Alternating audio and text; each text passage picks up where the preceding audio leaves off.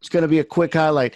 The more that markets are moving, the faster they're moving, the more there's risk. All right. So today we had that bloodbath day, closed on its lows. They couldn't rally.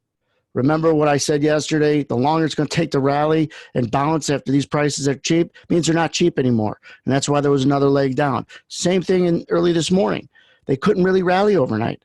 And at some point, it's like, well, prices aren't cheap if they're ain't attracting any buyers. If we're attracting buyers, we get higher and higher.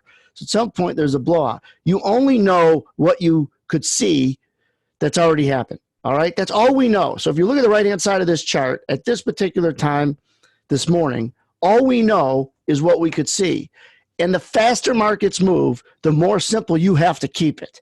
The more reaction. The faster you're driving your car, the quicker your reaction time has to be, and the simpler you better make your audio and visuals. You better not be thinking if you're doing 200 miles an hour on a speed on a raceway or 80 miles an hour on the expressway. Good drivers are aware and diligently react. Good traders, we're aware, we know what we're looking at, and we instinctively act. Ready, aim, fire. Not, hey, is that the deer? Good shooter are the deer's on the ground. So look at this chart.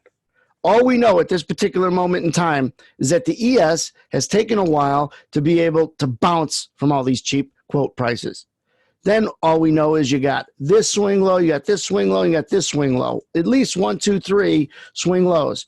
That means that the market came down, found support, came down, found support, came down, found support. It's not going to continue to find support. It's like it came down, failed the test of going lower. Came down, failed the test of going lower. Came down, failed the test of going lower. If you're given the chance of taking the same test over and over again, eventually you're going to pass it. It's the best way to look at it. So at this point, what we know is that they get below in here, and this is what I'm telling my guys, and we're talking about.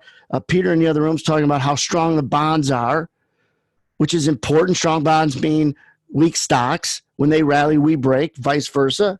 So you got this as all these swing lows. The more they work, the less they're going to work, all right?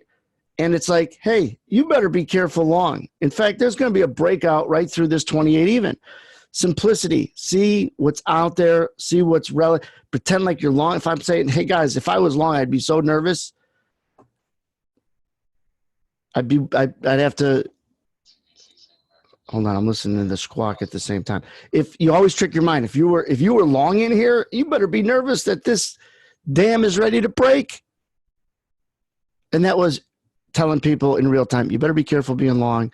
And this is a potential breakout that's coming. And then our friendly bond market. Let me bring over just a simple bond chart. And what it did, let me blow it up. Let me just put some color on it. At the same time, of course, I got to